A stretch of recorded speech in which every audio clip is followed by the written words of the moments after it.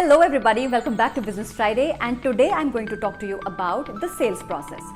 If you belong to the sales world as an entrepreneur, as an individual contributor, or as someone managing teams, you already know the importance of sales process, and I'm sure you have a process of your own.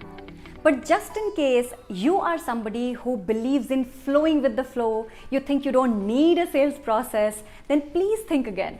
Because not having a sales process means having no plan to scale. So in today's video, I'm going to share with you 5-step sales cycle that will help you design a scalable sales process for your business. Now, these steps are based on my personal experience of managing a consulting business and working with diverse set of clients across the country. So if it works for me, I'm sure it is going to work for you as well. In case you do not know what I'm talking about, let me simplify things for you. See, like you have a process for everything in business, no? There is a process for HR, then there is a process for operations, there is a process for the technical team. Similarly, there is a process for sales also. The sales process is also known as the sales cycle, and it is nothing but a series of repeatable steps that you follow while you are trying to sell a product or service to your customer. I will explain about it in details as we move forward. Now, over the years, I have come across multiple businesses that do not have a defined sales process.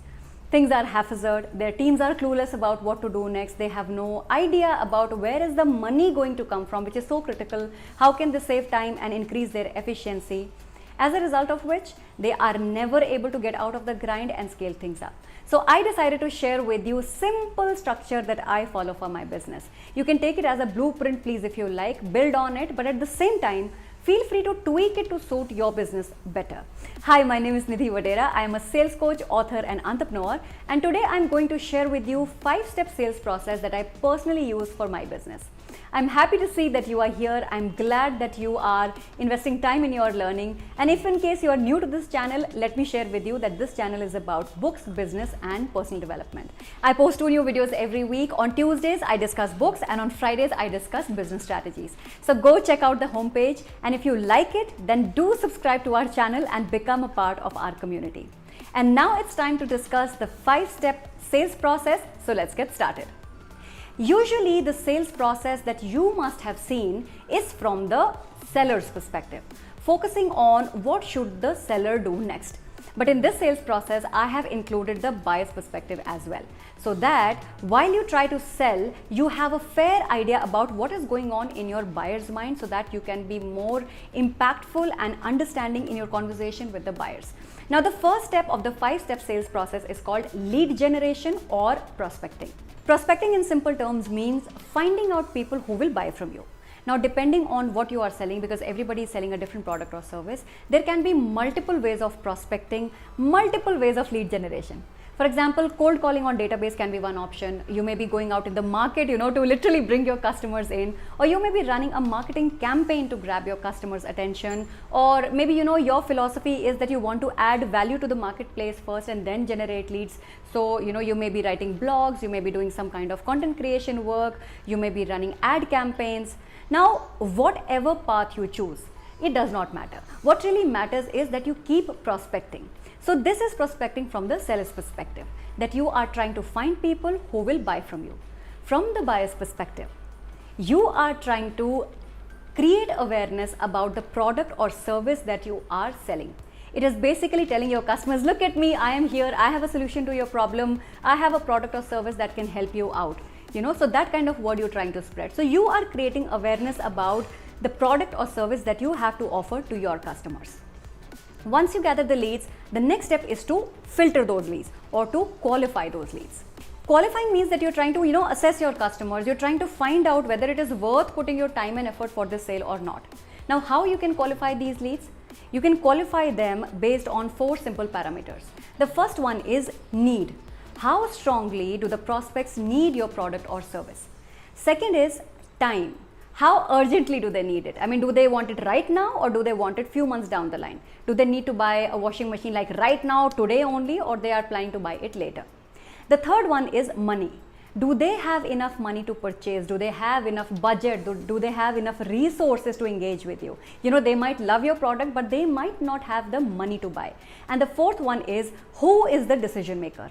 Is he or she the decision maker, the person that you are interacting with, or somebody else will take a decision on their behalf? So these are the 4 parameters you must use to qualify your leads. Now, look at it from the buyer's perspective. When you ask questions to your prospects, you try, to gather information to qualify them. For the buyer, it is engagement. They are engaging with your product or service. They are engaging with your organization, with your company, with you as a salesperson, with the product or service that you have to offer. So initially, they did not know about you. Now they are aware that you exist. And now in this stage, they are trying to know more about you and what you have to offer. So that is engagement. The third step in the sales process is when you demonstrate value to your prospects. You show your prospects what your product or service can do for them. Some call it the presentation stage as well. Now there are multiple ways to demonstrate your product or service. You may give a product demo, that is option number one. You can invite your prospects to attend a live event, or you can encourage them to attend a webinar or some kind of a virtual training. You can even show them how your software, if you're in the IT space, can address their requirements. So what you try to achieve in this stage is to demonstrate the value of your product or service to your customer. You show them how you can help them solve a problem. Now from a buyer's perspective, you first created awareness, then your prospect engaged with you, and in this stage they develop interest in your offering. So they are not just engaging, they are developing interest in your product or service. So if you want to close the sale, at every step of the sales process, you have to understand what is going on in the buyer's mind. Now assuming that your prospect is interested to buy, the fourth step therefore is to negotiate and to close the deal. You negotiate the payment terms, the finance options, duration of the service, renewal date if at all. So basically the conversation, it goes back and forth between you and the prospect in the negotiation stage. You handle objections, you answer their questions, and using your sales skills, you bring your customers to an agreement. So pay attention how you are going to match your customers' expectations, how you are going to close the sale, how are you going to furnish the additional information if they ask for it. So that is negotiating and closing. Now look at it from the buyer's perspective.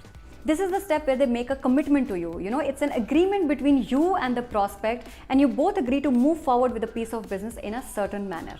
And the final step of the sales process, which is the most important step of the entire sales process, it is the most valuable step in my opinion, and that is delivering your commitment and fulfilling what you promised to your customer.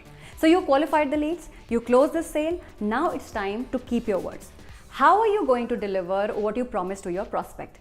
What are the deliverables going to be? So this stage is the most important because this is where your customers actually test you. They test what is with you. They see how well do you deliver on the promises that you've made to them. So be clear about the deliverables. What you do in this stage would decide the kind of relationship that you will build with your customers.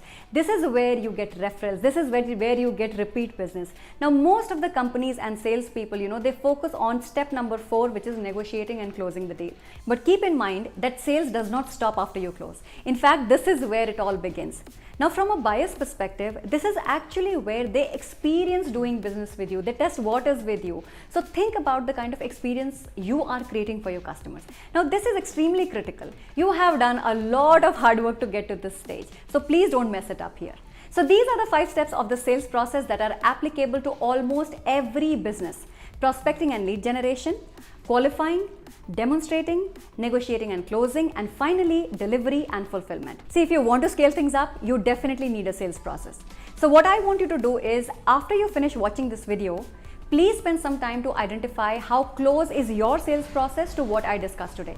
Now, even if you don't follow a sales process, it is perfectly all right. Try to relate your sales actions to these 5 steps.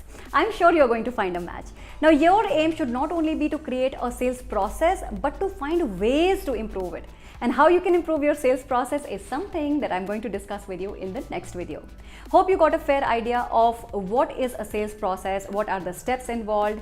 Next time somebody asks you, what is the sales cycle or what is the sales process that you follow, please answer to them with confidence because now you have the knowledge.